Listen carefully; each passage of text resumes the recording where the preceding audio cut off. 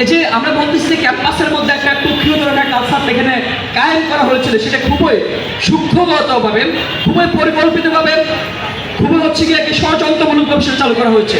আমরা দেখেছি, দেখেন এই যে ৭১ পরবর্তী কিংবা ৭১ আগে কিংবা যদি আমরা ৯০ কোনো অভ্যুত্থান বলি, যখনই যে সরকার ক্ষমতা এসেছে সেই সরকার এই ক্যাম্পাসগুলোকে, বিশেষ করে ঢাকা বিশ্ববিদ্যালয়তে তারা হচ্ছে এখানে শিক্ষার্থীদেরকে একটা পুতুল হিসেবে তারা ব্যবহার করতে চেয়েছে, তারা দাস বাড়ি রাখতে চেয়েছে।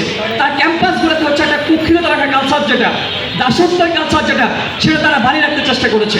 এটাও শিক্ষার্থী দিয়ে, শিক্ষকদের দিয়ে। আপনি দেখেছেন যে যখনই যে সরকার ক্ষমতা এসেছেন সেই সরকারের ডাক্তার বাড়ি দ্বারা, সরকারের যে ছাত্র সংগঠন দ্বারা সবসময় ক্যাম্পাসগুলোতে একটা আধিপত্যবাদ তারা কায়েম করেছে। আমরা দেখছি শিক্ষার্থীর যে অধিকারের যে বিষয়টা, সেটা সবসময় উপেক্ষিত ছিল, লাঞ্ছিত ছিল, বঞ্চিত ছিল।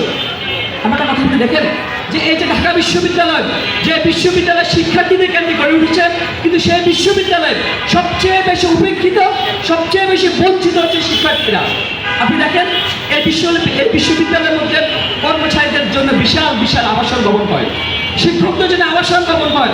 বলা হয়ে থাকে দেখেন যে এই বিশ্ববিদ্যালয়ের শিক্ষকরা যারা শিক্ষক হবেন তারা মনে হয় এই দেশের মধ্যে একটা স্বর্গে চলে গেছেন, তারা মানে মৃত্যুর আগে স্বর্গে চলে গেছে। কারণ কি জানেন, তাদের কোনো জবাব দেওয়ার জায়গা নেই। অথচ দেখেন আমি যেটা বলতেছিলাম, দেখেন এই যে এই ক্যাম্পাস আমার আপনার শিক্ষার্থীর কেন্দ্র করে ক্যাম্পাস, কিন্তু এই ক্যাম্পাসে আমি আপনি সবচেয়ে বেশি উপকৃত, সবচেয়ে বেশি নিপীড়িত, সবচেয়ে বেশি অবহেলিত আমি আপনি। কারণ কি জানেন, কারণ আমাদের পক্ষে কথা বলার মধ্যে কেউ নেই, আমাদের কোনো প্ল্যাটফর্ম নেই। কার পক্ষে আছে দেখেন, আবাসন ভবন আছে, বহুতল আবাসন আছে, কর্মচারীদের কার তাদের প্ল্যাটফর্ম আছে। আপনি দেখেন করোনা মহামারী বলেন কিংবা হচ্ছে কি ঝড় তুফান, মানে কেমন হয়ে যাবে তার আগে যদি শিক্ষকদের নির্বাচন হয়, করোনার মধ্যে হচ্ছে কর্মচারীদের নির্বাচন হয়। কিন্তু আমার যে এটা হচ্ছে কি দীর্ঘদিন থেকে এটা হচ্ছে পরিকল্পিতভাবে হচ্ছে। এর আগে যখনই আমরা হচ্ছে অন্তর্বর্তীকালীন সরকার এর আগে আসে নাই, এর আগে আমি যেটা বলছি দেখেন, যখনই যে সরকার ক্ষমতা এসেছে সেই সরকার এখানে হচ্ছে কি পরিকল্পিতভাবে এখানে ছাত্রদের করছেন নিষ্ক্রিয় করে রাখার চেষ্টা করছে, দাস বাড়ি রাখার একটা মেকানিজম টুলস এখানে হাজির করে রেখেছে। আপনি দেখেন যে এখানে শিক্ষার্থীরা আজকে কেন, আপনি যদি নিরাপত্তার কথা বলি, আমার ক্যাম্পাসে কেন আমি হচ্ছে কি নিরাপত্তার কথা বলবো? আজকে 10 মাস পার হয়ে গেছে, দেখেন আমি বারবার করে বলতেছি যে আমার ক্যাম্পাসে নিরাপত্তা নাই। কেন আমরা হচ্ছে নিরাপত্তার জন্য হচ্ছে নতুন করে আন্দোলন করতে হবে?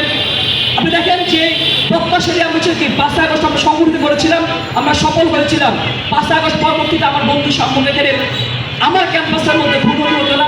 যদি ক্যাম্পাস হচ্ছে গিয়ে শিক্ষার্থীর প্ল্যাটফর্ম ছিল হতো, তাহলে অবশ্যই এই ক্যাম্পাসের মধ্যে শিক্ষার্থীর যে প্রতিনিধি সে অবশ্যই তার দায়বদ্ধতার জায়গা থেকে ক্যাম্পাসের নিরাপত্তা নিশ্চিত করতো, তাহলে আমার বন্ধু সম্পর্কে পূর্ণ হতো না।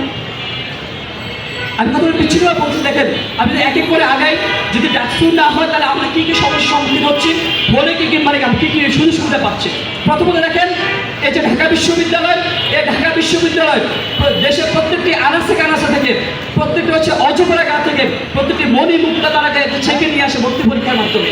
কিন্তু কী হয়, আমি আজকে আমার দুটো জুনিয়রের কথা বলতেছিলাম যে আমার সাবজেক্ট সমাজ কল্যাণ, তাদেরকে জিজ্ঞেস করলাম যে দেখো যে সমাজ কল্যাণে ভর্তি হওয়ার পর কত অনার্স শেষ, মাস্টার্স করতেছিল না, মানে আধুনিক কী শিখছে? আসলে কোনো উত্তর নেই। আমি যদি নিজেকে বলি আমি সমাজ কল্যাণে আমি কি শিখছি, আপনি যদি বলেন যেটা সাবজেক্ট মানে আইন কিংবা ইকোনমিক্স এর বাইরে জিজ্ঞেস করেন যে আপনি ঢাকা বিশ্ববিদ্যালয়ে ভর্তি হবেন আপনি কী শিখছেন, অথচ আমাদের কোনো প্রত্যাশা ছিল। আমরা অনেক পরে যে আজকে 24 সেশনে যারা আসছে তারা কত বড় প্রত্যাশা নিয়ে আসতেছে যে ঢাকা বিশ্ববিদ্যালয়ে গেলে আমি হচ্ছে আমার যে বুদ্ধিবৃত্তির যে চর্চার জায়গাটা, আমার যে হায়ার এডুকেশনের যে বিষয়টা, দেশকে সার্ভ করার যে বিষয়টা, পুরো বিশ্বকে সার্ভ করার যে আকাঙ্ক্ষাটা, সেটা পূরণ করতে পারবো।